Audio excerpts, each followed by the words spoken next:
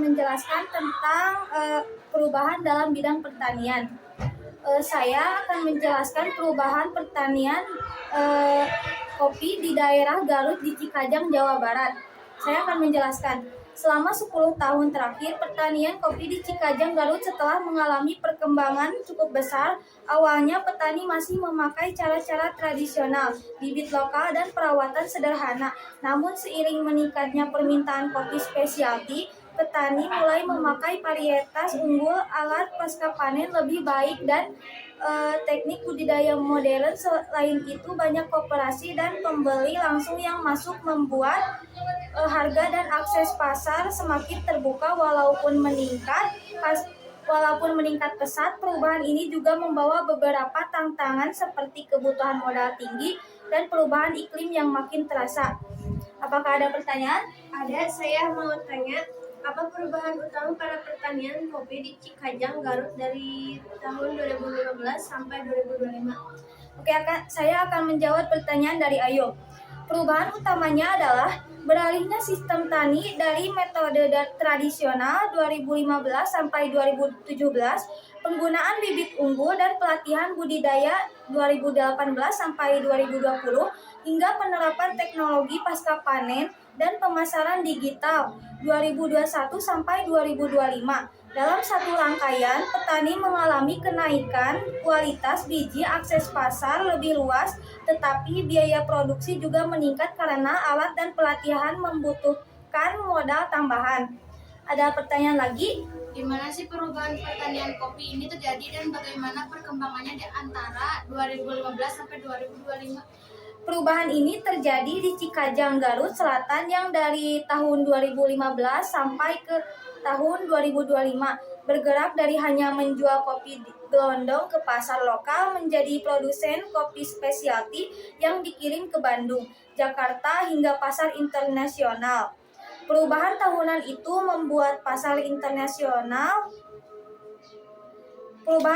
membuat desa-desa di Cikajang menjadi salah satu sentra kopi terkenal di Jawa Barat. Ada pertanyaan lagi? Kapan sih peningkatan kualitas pertanian kopi mulai terasa dan bagaimana perubahan tapi tiap tahunnya dari 2015 sampai 2025 dalam satu rangkaian waktu? Peningkatan mulai terasa sejak 2018 ketika pelatihan dan bibit unggul masuk secara berurutan. 2015 sampai 2016 masih memakai metode lama. 2017 mulai ada uji coba bibit, 2018 sampai 2019 ada pelatihan intensif, 2020 mulai proses pasca panen modern, 2021 sampai 2022 pemesanan online berkembang, 2023 sampai 2024 kopi Garut makin dikenal sebagai kopi spesialty. Dalam keseluruhan rangkaian itu kualitas hasil panen meningkat cukup signifikan. Oh iya, siapa sih pihak yang berperan dalam perubahan pertanian kopi 2016 sampai 2025 di Cikajang, Garut? Petani lokal menjadi aktor utama dibantu oleh Koperasi Tani, Dinas Pertanian Garut, pembeli langsung roaster dan beberapa SM yang memberikan pelatihan kolaborasi. Mereka dari 2015 hingga 2025 membuat teknis budidaya dan pemasaran kopi berubah lebih modern dan terstandar. Ada pertanyaan lagi? Mengapa pertanian di Cikajang berubah begitu banyak dari 2015 sampai 2025? Karena permintaan kopi spesialty meningkat, harga jual kopi berkualitas lebih tinggi, dan petani mulai melihat pejuang ekonomi jangka panjang. Selain itu, dukungan pemerintah dan pasar digital membuat petani terdorong untuk mengubah cara budidaya mereka. Oh iya, yang terakhir saya mau nanya lagi. Bagaimana dampak positif dan negatif dari perubahan pertanian kopi sepanjang 2015 sampai 2025 dalam satu rangkaian perubahan tahunan? Secara keseluruhan dari 2015 sampai 2025, dampak positifnya adalah kualitas dan harga kopi meningkat. pendapatan petani bertambahan, serta akses pasar makin luas. Namun dampak negatifnya, kebutuhan modal naik, beberapa petani kesulitan mengikuti teknologi, dan perubahan iklim membuat beberapa tahun panen kurang stabil. Semua dampak itu muncul seiring perkembangan tahunan mulai dari metode sederhana 2015 hingga produksi specialty 2025. Apakah sudah cukup? Cukup. Oke, di sini saya lanjut akan menjelaskan perubahan dalam bidang kesehatan di Bandung dengan penyakit diabetes. Saya akan menjelaskan. Bidang pelayanan kesehatan masyarakat di Kota Bandung mengalami banyak perubahan dalam menangani diabetes mellitus tipe 2 dari 2015 hingga 2025. Di awal 2015, pelayanan kesehatan masih berfokus pada pemeriksaan langsung di puskesmas dan penggunaan obat generik sebagai terapi utama. Edukasi pola hidup sehat belum terlalu masif. Selama 2020 sampai 2022, pandemi membuat layanan digital muncul seperti konsultasi online, sistem antrean elektronik, dan pemantauan gula darah dari rumah. Memasuki 2025, fasilitas puskesmas di Bandung semakin lengkap, rekam medis digital diterapkan, dan masyarakat lebih sadar pentingnya diet sehat. Apakah ada pertanyaan? Ada. Apa perubahan utama dalam pelayanan kesehatan masyarakat di Kota Bandung dalam penanganan diabetes mellitus tipe 2 dari 2015 sampai 2025? Oke, saya akan menjawab. Perubahan utamanya meliputi peningkatan fasilitas puskesmas, digitalisasi, rekam medis, layanan telemedicine, dan meningkatnya edukasi pencegahan penyakit. Ada lagi?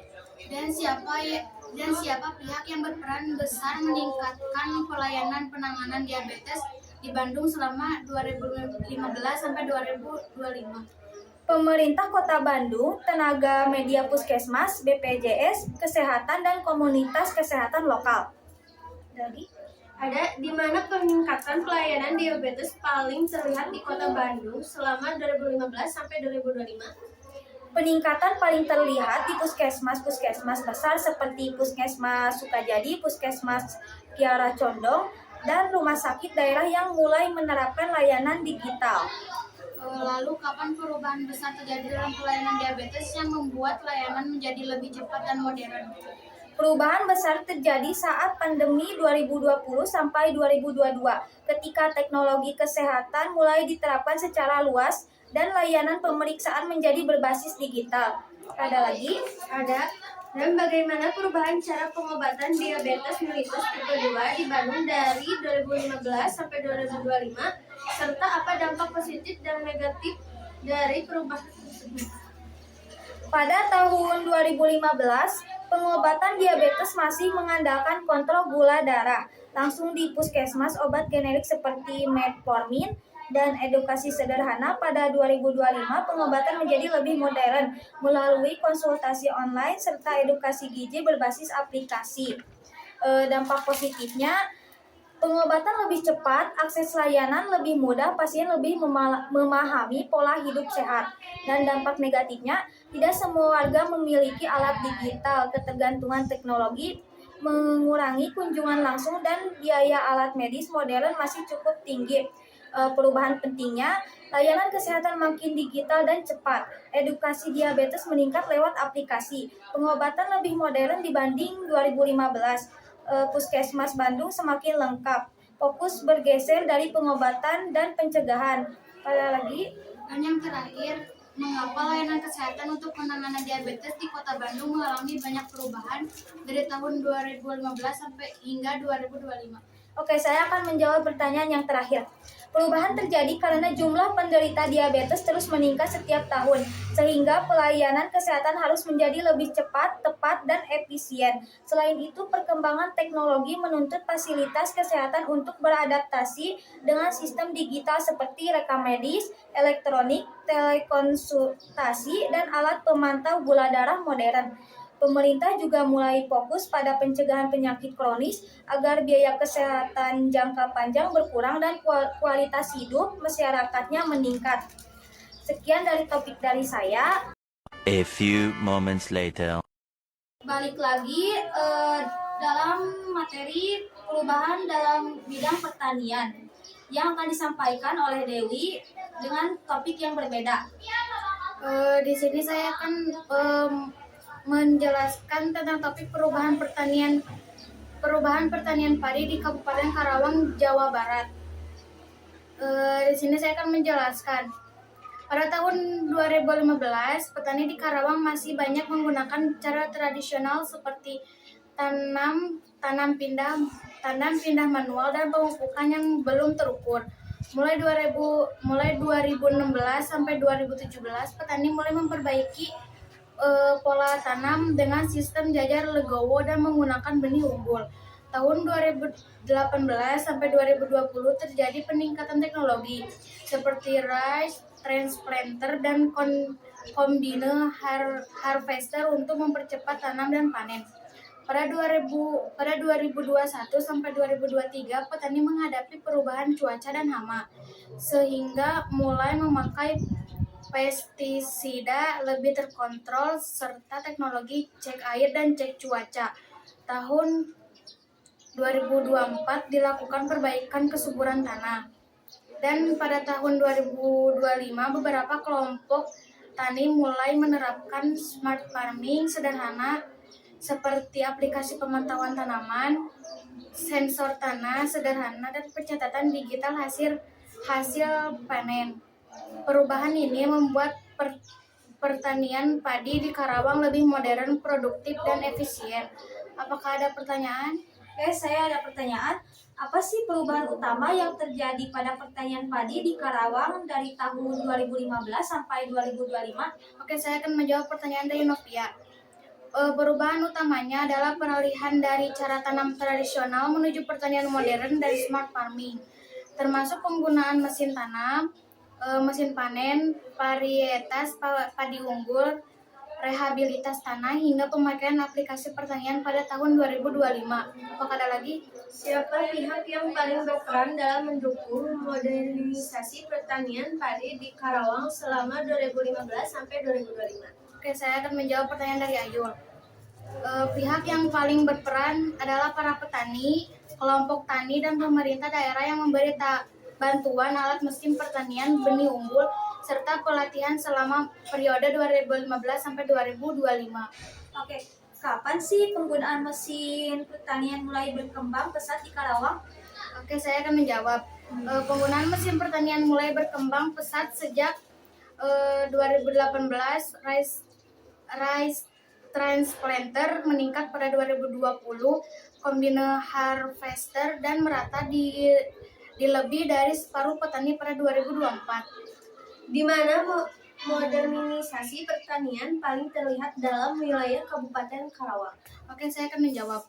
Modernisasi paling terlihat di wilayah sentra padi seperti Kecamatan Telaga Sari, Rawamerta, Jatisari, Cimalaya, dan Tempuran, tempat banyak kelompok tani menerapkan rice transplanter dan combine harvester serta varietas unggul sejak 2018 sampai 2025. Oke, mengapa pertanian padi di Karawang terus berubah dari 2015 hingga 2025? Oke, saya akan menjawab.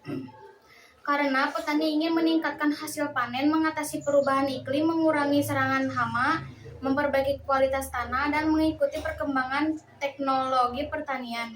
Oke, pertanyaan terakhir. Bagaimana proses perubahan pertanian padi berlangsung dari 2015 sampai 2025? Oke, perubahan berlangsung bertahap mulai dari tanam manual 2015, diperkenalkannya metode jajar legowo 2016, uji varietas unggul 2017, masuknya mesin tanam dan panen 2018 sampai 2021, adaptasi perubahan iklim 2022, penggunaan varietas cepat panen dan PHT 2023, rehabilitas tanah 2024, hingga smart farming dan sensor tanah sederhana pada 2025. Dampak positif, produktivitas meningkat dari tahun ke tahun. Penggunaan mesin membuat waktu tanam dan panen lebih cepat. Pengendalian hama lebih efektif dengan PHT dan varietas unggul. Kerusakan tanah berkurang setelah program rehabilitas. Smart farming membantu petani mengambil keputusan lebih akurat. Dampak negatif. Biaya awal untuk membeli atau menyewa mesin pertanian cukup tinggi.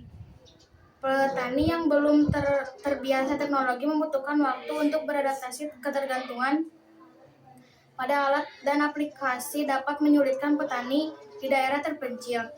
Beberapa sawah kecil sulit memakai mesin besar seperti kombine. Lalu yang selanjutnya saya akan beralih ke bidang kesehatan pengobatan diabetes di Indonesia. Saya mau menjelaskan. Perubahan pengobatan diabetes dari 2015 sampai 2025 meliputi peralihan dari obat dasar seperti metformin dan sulfonylurea 2015 sampai 2016 menuju obat modern seperti DPA-4 inhibitor 2018, SGTL2 inhibitor 2020, perluasan Prolanis BPJS 2019, peningkatan pemeriksaan HbA1c 2017, ketersediaan insulin pen 2023, hingga penerapan terapi individual berbasis kondisi jantung, ginjal, badan, dan berat badan pada 2025. Pihak yang terlibat dalam perubahan pengobatan diabetes antara 2015 sampai 2025 adalah dokter spesialis penyakit dalam, Perkenis sebagai pembuat pedoman terapi, BPJS sebagai penanggung layanan, Puskesmas sebagai pelaksana pemeriksa dasar, rumah sakit untuk terapi lanjut, serta ahli gizi yang mendampingi diet dan gaya hidup pasien. Apakah ada pertanyaan? Ada. Apa saja perubahan pengobatan diabetes di Indonesia dari tahun 2015 sampai 2025, mulai dari penggunaan metformin pada 2015 hingga munculnya terapi individu. Boleh ganti. Apakah ada pertanyaan lagi? Oh iya ada. Siapa saja sih yang berperan dalam perubahan pengobatan diabetes antara 2015 sampai 2025, termasuk dokter, pemerintah, Perkeni, BPJS, hingga ahli gizi yang mengenalkan obat baru seperti BPP-4 inhibitor pada 2018 dan SGLT2 inhibitor pada 2020. Oke, saya akan jawab. Pihak yang terlibat dalam perubahan pengobatan diabetes antara 2015 sampai 2025 adalah dokter spesialis penyakit dalam, Perkenis sebagai pembuat pedoman terapi, BPJS sebagai penanggung layanan, Puskesmas sebagai pelaksana pemeriksaan dasar, rumah sakit untuk terapi lanjutan, serta ahli gizi yang mendampingi diet dan gaya hidup pasien. Oke, saya ada pertanyaan lagi. Di mana perubahan pengobatan diabetes dari tahun 2015 sampai 2025 paling terlihat mulai dari puskesmas yang hanya menyediakan obat dasar pada 2015 hingga rumah sakit dan fasilitas BPJS yang menyediakan insulin analog dan obat modern pada tahun 2024 sampai 2025. Oke, saya akan jawab. Perubahan paling terlihat terjadi di puskesmas, rumah sakit pemerintah, dan fasilitas BPJS. Pada 2015, puskesmas hanya menyediakan obat dasar seperti metformin, tetapi pada tahun-tahun berikutnya rumah sakit mulai menambahkan insulin analog 2016. Pemeriksaan HbA1c menjadi luas 2017. Prolanis BPJS semakin aktif 2019 hingga obat modern seperti SGLT2 inhibitor tersedia di fasilitas BPJS 2024 sampai 2025. Kapan perubahan penting pengobatan diabetes terjadi dari tahun 2015 hingga 2025? Seperti barusan Prolanis pada 2019, masuk SGLT2 inhibitor pada 2020, hingga penggunaan terapi personal pada 2025. Oke, saya akan jawab. Perubahan penting terjadi pada 2015 sampai 2006, penggunaan metformin dan sulfonylurea seperti obat utama. 2017, pemeriksaan HbA1c mulai digunakan luas. 2018 masuknya DPP negatif 4 inhibitor. 2019 Prolanis BPJS diperluas. 2020 masuknya SGLT2 inhibitor. 2021 telem meningkat. 2023 insulin pen semakin luas. 2024 sampai 2025 terapi dipersonalisasi sebagai kondisi pasien. Apakah ada pertanyaan lagi? Ada, mengapa perubahan pengobatan diabetes dari tahun 2015 sampai 2025 menimbulkan dampak positif dan negatif seperti meningkatkannya obat modern 2018 sampai 2020, perluasan BPJS 2018, dan penggunaan terapi individual pada 2025. Oke, saya akan jawab. Perubahan pengobatan diabetes dari 2015 sampai 2025 menimbulkan dampak positif karena obat semakin modern. Risiko komplikasi menurun, edukasi kesehatan meningkat, dan fasilitas BPJS semakin lengkap. Namun perubahan tersebut juga menimbulkan dampak negatif karena obat modern lebih mahal. Tidak semua daerah punya fasilitas memadai dan sebagai pasien membutuhkan penyesuaian terhadap teknologi baru seperti insulin pen. Untuk pertanyaan terakhir, bagaimana perubahan pengobatan diabetes diterapkan dari tahun 15 sampai 2025? Mulai dari penggunaan obat dasar seperti metformin pada 2015, penambahan pemeriksaan HbA1c pada 2017, memasukkan DPP 4 inhibitor pada 2018, SGLT2 inhibitor pada 2020, hingga penerapan terapi individual pada 2025. Oke, saya akan menjawab. Perubahan diterapkan secara bertahap. Tahun 2015 pengobatan masih berfokus pada metformin dan sulfonylurea. Pada tahun 17 fasilitas layanan meningkatkan pemeriksaan HbA1c untuk pemantauan 3 bulanan. Tahun 2018 dokter mulai menambahkan DPP negatif 4 inhibitor sebagai terapi kombinasi. Tahun 2020 Indonesia mulai mengenal SGLT2 inhibitor untuk pasien dengan risiko jantung dan ginjal pada 2025. Diterapkan terapi individual, yaitu pemilihan obat yang disesuaikan kondisi tiap pasien. A few moments later. Balik ke topik bidang pertanian kopi Arabica di wilayah Cisurupan, Garut, Jawa Barat. Saya akan menjelaskan pertanian kopi Arabica di Cisurupan mengalami perkembangan pesat dari tahun 2015 sampai 2025. Awalnya pertanian masih menggunakan cara tradisional, namun seiring berjalannya waktu mulai berkembangnya bibit unggul, pupuk organik, teknik pemangkasan modern, dan standar pasca panen. Semua perubahan ini membuat kualitas kopi meningkat, hasil panen lebih stabil, serta pemasaran lebih luas melalui koperasi dan media digital. Perubahan ini juga mendorong adanya sertifikasi kopi khas daerah sebagai identitas unggulan Cisurupan. Ada pertanyaan lagi? Ada pertanyaan? Oh iya, ada nih. Apa sih perubahan metode penanaman kopi Arabica di Cisurupan? Oke, saya akan menjawab.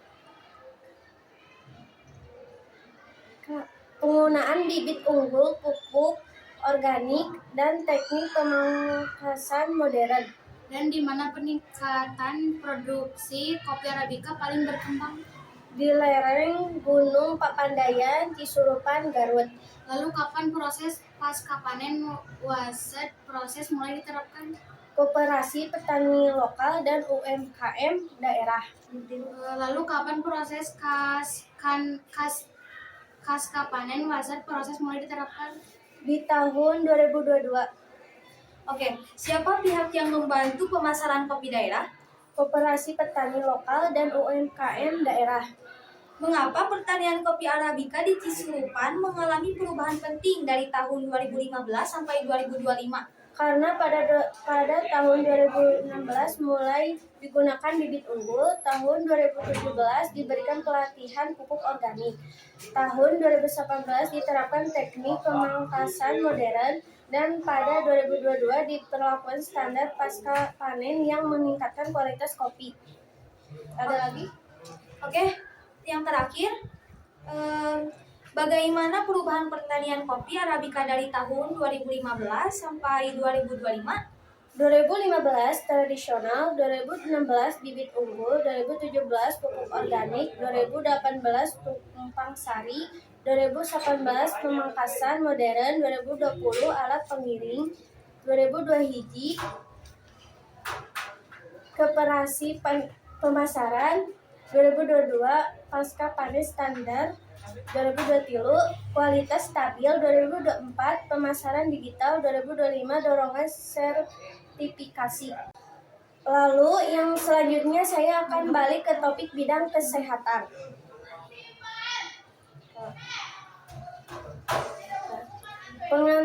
Penenangan demam berdarah DBD di wilayah Kota Bandung, Jawa Barat.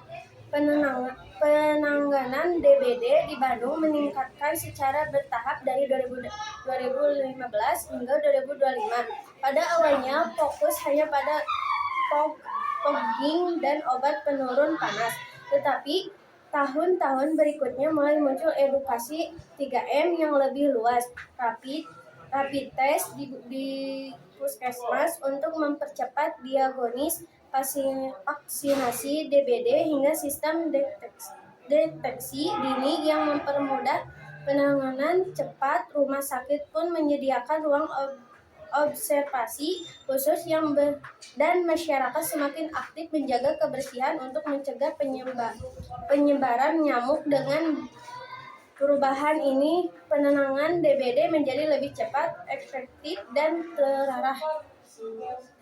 Ada pertanyaan? Oke, saya akan bertanya, apa langkah pemerintah untuk mengurangi DBD di Bandung? Edukasi 3M, fogging, vaksinasi, rapid test, dan deteksi dini. Oke, di mana kegiatan pemberantasan jentik dilakukan rutin? RW di Bandung Timur dan Bandung Selatan. Kapan rapid test DBD mulai digunakan? Tahun 2018. Dan siapa yang terlibat dalam program kebersihan lingkungan? Warga RW, Kades Kesehatan, dan Puskesmas. Lalu mengapa penanganan DBD di Bandung mengalami perubahan penting dari tahun 2015 sampai 2025? Karena pada 2016 edukasi 3M diperluas. Tahun 2018 rapid test mulai digunakan. Tahun 2018 vaksinasi DBD diperkenalkan. Dan pada 2025 sistem deteksi dini diterapkan sehingga penanganan lebih cepat. Dan pertanyaan terakhir, bagaimana perubahan cara penyembuhan DBD dari tahun 2015 sampai 2025? 2015 istirahat dan obat panas. 2016 edukasi pencegahan. 2017 pemantauan trombosit. 2018 rapid test mempercepat pengobatan. 2019 vaksinasi mendukung pencegahan. 2020 ruangan observasi RS. 2021 edukasi digital. 2022 pemetaan lawang. 2013 penanganan cairan dan infus. 2024 rujukan cepat. 2025 deteksi dini mempercepat terapi. Oke, sekian dari kami. Mohon maaf bila ada kesalahan. Saya Novia. Saya Dewi. Saya Ayul. Wassalamualaikum